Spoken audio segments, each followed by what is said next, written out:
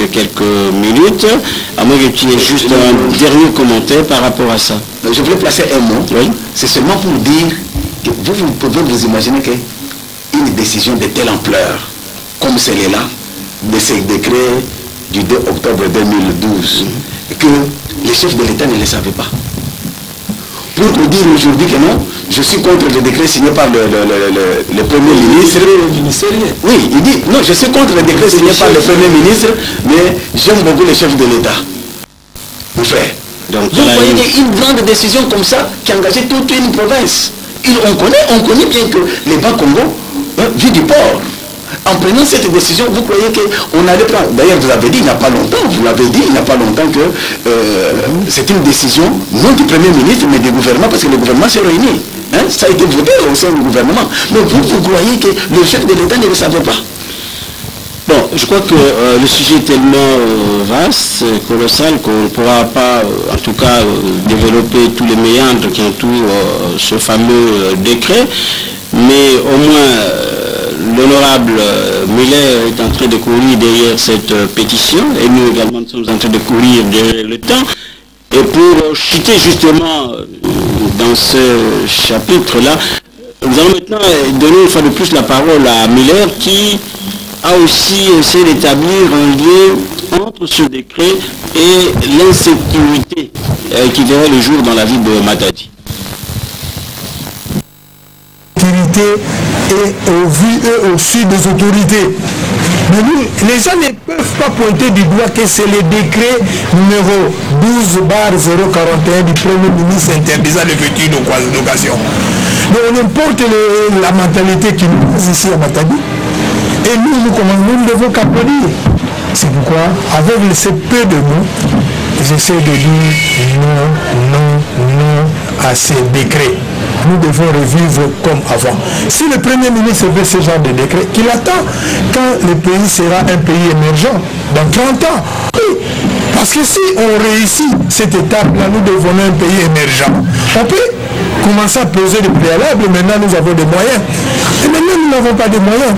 Je peux vous dire que si je peux ajouter cette décision, si ce décret, c'est un décret qui nous tue.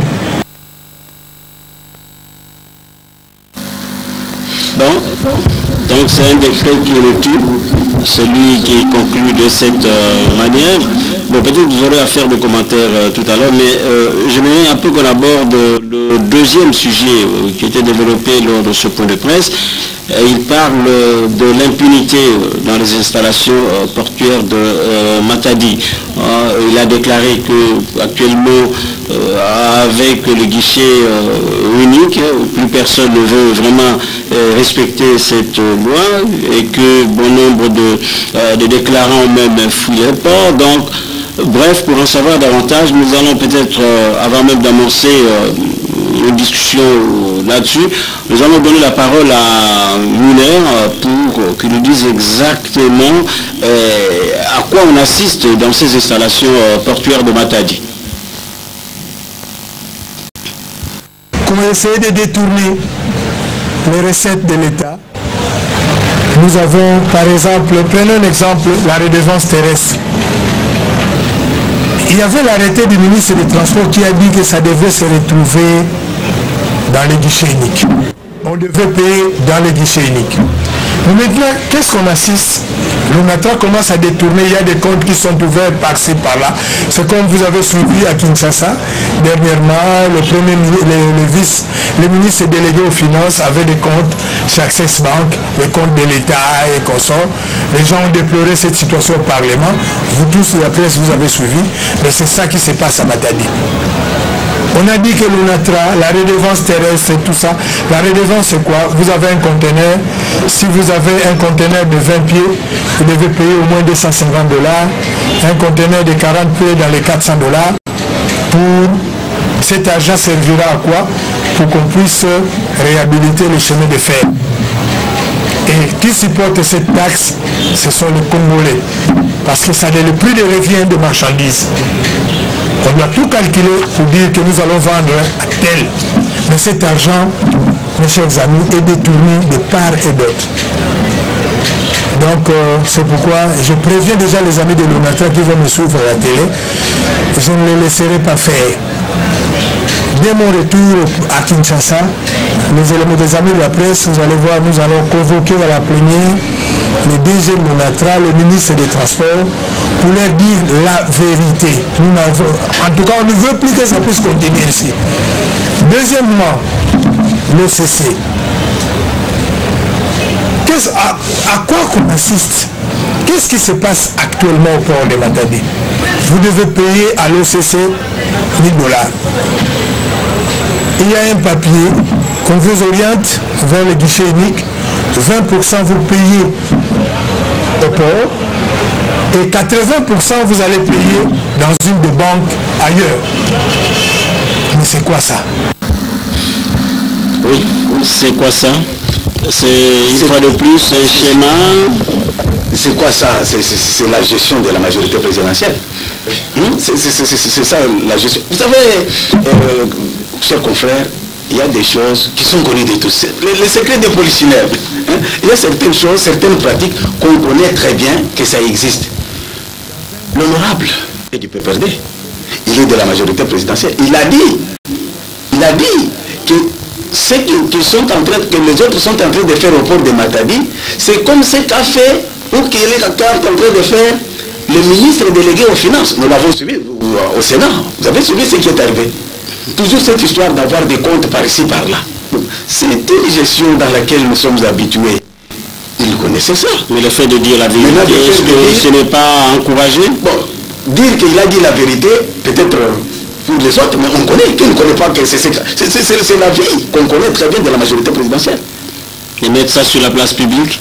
Mettre sur la place publique, peut-être parce que c'est sorti de sa bouche, mais si nous suivons tous les jours ici, on a toujours décrié ça par l'opposition, par la société civile. Hein? On connaît ça, mais peut-être que c'est sorti aujourd'hui de la bouche d'un cacique, comme on avait écrit dans notre papier, de la majorité présidentielle, mais c'est une réalité. Et d'ailleurs, j'ai demandé à mes enfants, c'est le travail que nous allons faire, nous devons suivre de plus près. L'ONATRA, l'OCC, nous devons savoir où sont logés cet argent. L'investigation, nous devons... La presse, là j'invite aussi à nos confrères de la presse de faire leur travail. Bon, on nous a donné de la matière. Nous avons de la matière, il faut chercher à savoir comment vous répartissez tel argent. Nous devons en savoir plus de la population. Oui, de toute façon, tu parles là des confrères. Bon, prochainement, il va être question effectivement d'inviter des confrères d'autres organes de presse, d'autres chaînes de radio et de télévision pour pouvoir débattre un peu de tous ces sujets-là. Donc, si je comprends bien, Chris... à l'entendre parler, l'honorable Tello vient une fois de plus de s'enfoncer avec ce dossier relatif à l'impunité au port de Matadi. Oui, il le parle bien, mais cela a été décidé, nous le savons bien, avant qu'il y ait un décret, cela est d'abord débattu au niveau du Parlement, parce que nous avons ce système-là, et lui c'est un député national élu du Bas-Congo, précisément de la circonscription de Matadi. Donc il a été aussi là, et il est aussi membre du caucus. Je ne cesse de revenir, parce que je voulais que ce bloc-là, on attendait beaucoup plus de ce bloc de tous les députés. Mais aujourd'hui, nous dire qu'il y a l'impunité au niveau du port, et nous dit, pendant que le gouvernement central avait décidé du guichet unique, qui serait un moyen pour canaliser toutes les recettes, et toutes les recettes, je vous le dis, et que toutes ces recettes-là, aujourd'hui, on ne sait pas les canaliser, il y a trop de fuites, et on parle de l'impunité. Et lui revient maintenant en singulier ou d'une manière particulière pour décrier ça. Donc c'est aussi un signal fort. C'est pourquoi, quand nous sommes en train d'évoluer, en train de faire cette réflexion de la rédaction sur cette occasion que Muller a donnée à l'ensemble de la population au cours de ces points de presse, on sent qu'il est allé de manière évolutive pour essayer de convaincre tout le monde à essayer d'opter à ce qu'il a aujourd'hui comme point de vue. Mais son point de vue ne peut qu'être jugé comme étant politique, puisqu'il l'a fait, il est au Parlement national, et il est dans les caucus. Et je vous rappelle, que la décision d'abord des véhicules, c'était depuis 2012, et aussi le caucus a eu plusieurs fois à rencontrer le Premier ministre. Mais si aujourd'hui il revient, est-ce qu'il y a un problème entre le Premier ministre, qui est Matata Ponyo, et l'honorable Miller aujourd'hui, pour qu'on arrive à ce point? Parce que le problème même de guichet unique, c'est un problème initié par le gouvernement central et par les cochers, par Matata Ponyo et sa suite. Oui, peut-être qu'on en saura davantage sur le travail effectivement fait par ce caucus auquel vous faites toujours, disons, allusion, parce que c'est important qu'on sache effectivement. De manière singulière. Oui, mais nous, ce qui nous intéresse, du moins, ce qui intéresse la population de la province, ce sont les résultats. Bon, mais ça, c'est vraiment sur le plan de l'impunité. Mais maintenant, il y a également un aspect qui a intéressé Miller pendant qu'il est en train de séjourner dans la ville de Matadi, c'est l'insalubrité, disons, qui règne dans cette ville. C'est comme ça que dès le départ, je me disais, est-ce que c'est vraiment ça, les problèmes prioritaires qu'il devrait débattre pour le moment? Bon, mais suivant un peu ce qu'il a, j'allais dire, vu, mais ce qu'il a pu constater quant à l'assainissement dans la ville de Matadi. La question au bourgmestre, ils m'ont fait savoir qu'il y a un sérieux problème. On n'arrive plus à travailler. Matadi est devenu. Et je suis passé à la mairie, la même réponse, on n'arrive plus à travailler. Et je veux savoir quoi. C'est pourquoi vous, amis de la presse, dans un mois, j'aurai encore besoin de vous pour que vous puissiez faire cette mise au point qui est à la base de cette malpropreté de la ville. La ville est devenue trop sale. Les gens de Mouna ont trouvé des thèmes à développer tous les jours. S'il n'y a rien dans les infos, ils cherchent là où il y a des poubelles. Ils ont raison. Parce que ce n'est pas ça que nous avons connu. Une ville très, très sale. À la commune, les gens se rejettent la balle, à la mairie, mêmement. Mais maintenant, qu'est-ce que nous devons faire? À Kinshasa, si vous arrivez à Kinshasa, les rues sont nettoyées, non? Les dames qui balayent les rues, tous les jours. Vous allez à Lubumbashi, mêmement. Les gens sont en train de nettoyer les avenues. Mais pourquoi pas Matadi? Pourquoi pas Matadi, une ville portière, une ville cosmopolite? Nous avons les étrangers tous les jours. Nous ne pouvons pas accepter. On dit toujours que c'est le pouvoir. Moi, je suis député du pouvoir, mais je dénonce ça. Je dénonce cette façon de voir les choses. Je ne veux pas que ça puisse continuer ainsi. Bon, voilà, je crois qu'il a conclu par dire que moi je suis député de la majorité présidentielle. C'est donc raison pour laquelle il n'a pas voulu porter des gants et qu'il a préféré dire la vérité. Rien que la vérité, c'est une façon également de dire qu'au sein de la majorité présidentielle, il y a la démocratie. Bon, vous aurez l'occasion de revenir, de répondre là-dessus, mais revenons un peu à ces problèmes de salubrité dans la ville de Matadi. Vous avez vu vous-même certains éléments, certaines images. Bon, finalement, la question qui s'est posée, mais bon, la faute est à qui? Apparemment, il n'a pas eu de réponse, ni du côté de bourgmestre, ni du côté du maire qu'il a rencontré. Je ne sais pas. La question telle que vous l'avez posée à l'honorable Miller? Non, en tout cas, il a lui-même posé la même question et il n'a pas pu répondre parce qu'il s'est dit qu'il était à la mairie pointe du doigt les bourgmestres pointent les chefs de quartier, les chefs de quartier pointent à leur tour le maire de la ville, en tout cas c'était vice-versa. Mais il y a une fuite de responsabilité. La fuite des responsabilités, bon. Mais Matadi est sale. Même Matadi est sale. Alors Chris, d'après toi, qui sera la base de cette saleté? Ok. Je le veux bien. Je sais que c'est une ville. Les autorités d'abord urbaine, s'il faut le dire. Ils ont déclenché l'opération ville propre, c'est-à-dire chaque coin, chaque commune, chaque quartier, on devait penser à faire quelque chose pour qu'il y ait la propreté dans son coin. Ça un. C'est-à-dire, on a essayé d'abord de responsabiliser tout un chacun. On a fait un certain éveil du patriotisme, le goût de garder propre nos patrimoines et aussi nos infrastructures. On a fait à ce qu'on puisse élaguer en nous l'idée de civisme, c'est pour dire que nous devons garder cette ville propre. Mais aujourd'hui, parler de l'insalubrité aujourd'hui. Qu'est-ce que les bourgmestres n'ont pas fait? Qu'est-ce que les maires de la ville n'ont pas fait? Parce que personnellement, nous sommes journalistes, nous ne pouvons pas le cacher, nous sommes dans une réflexion de la rédaction. Nous avons été dans les coins, nous nous sommes retrouvés avec les bourgmestres d'Enzanza, de Matadi, de Ngouzi, dans les coins, en train d'inciter les gens à faire mieux. Mais est-ce que cette population est préparée pour cette propriété, arriver à rendre la ville propre et élaguer les salubrités? C'est aussi un autre fait.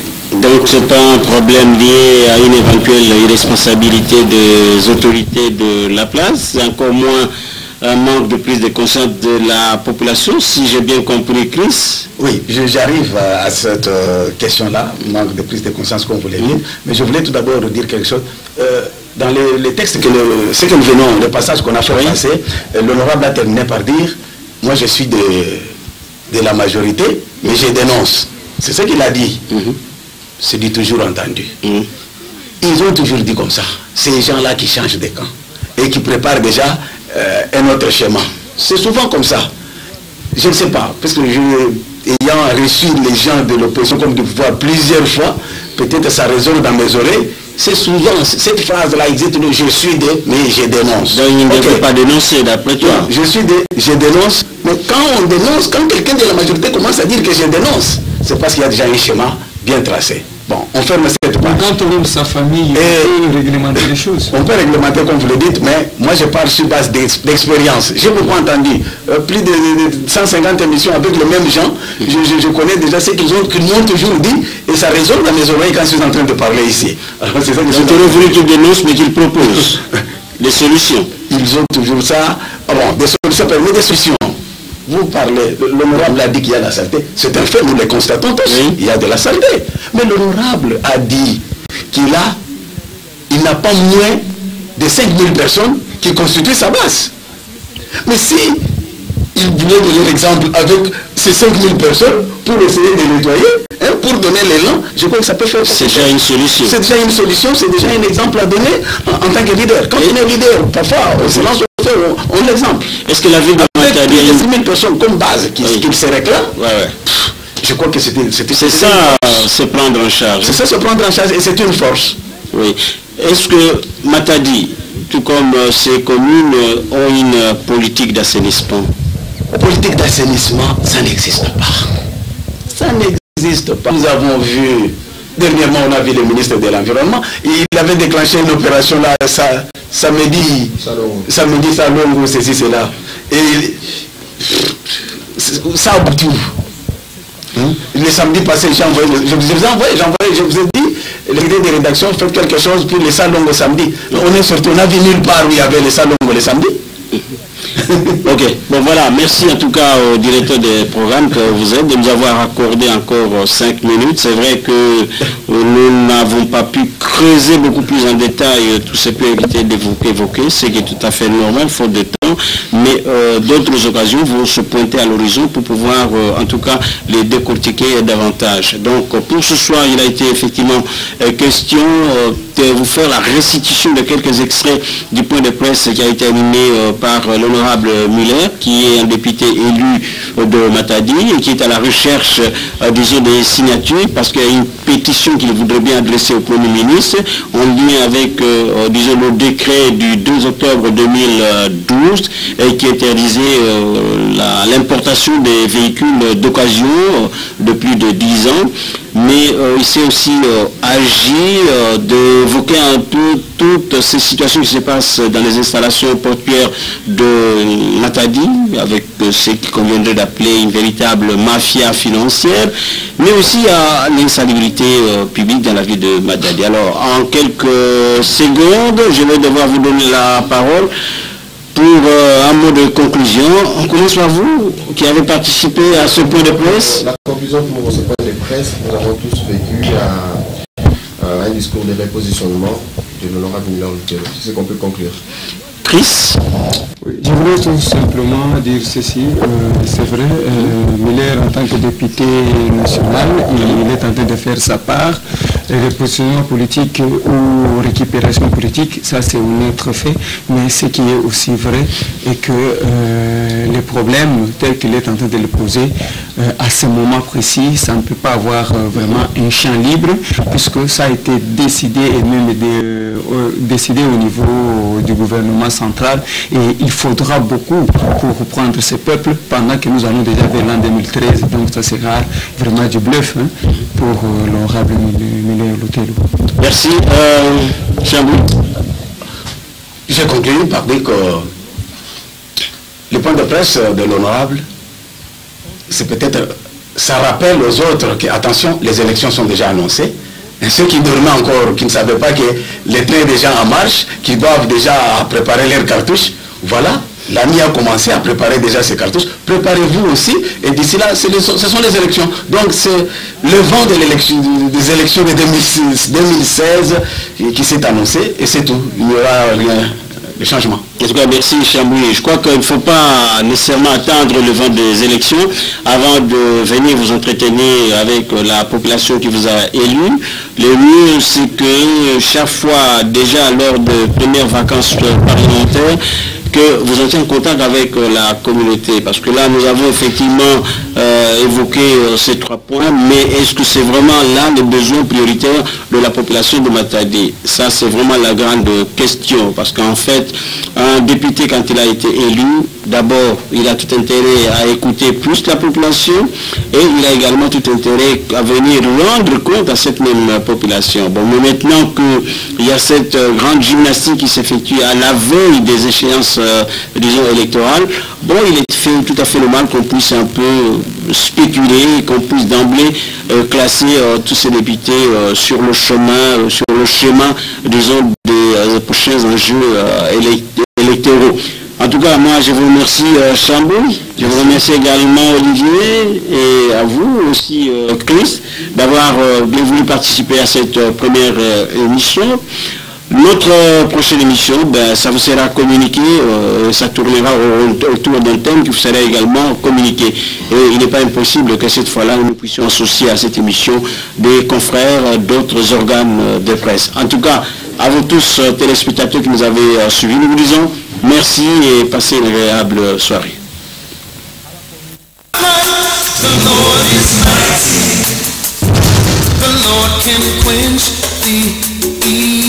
The flame. When sorrow rolls, Jehovah sees, Jehovah knows.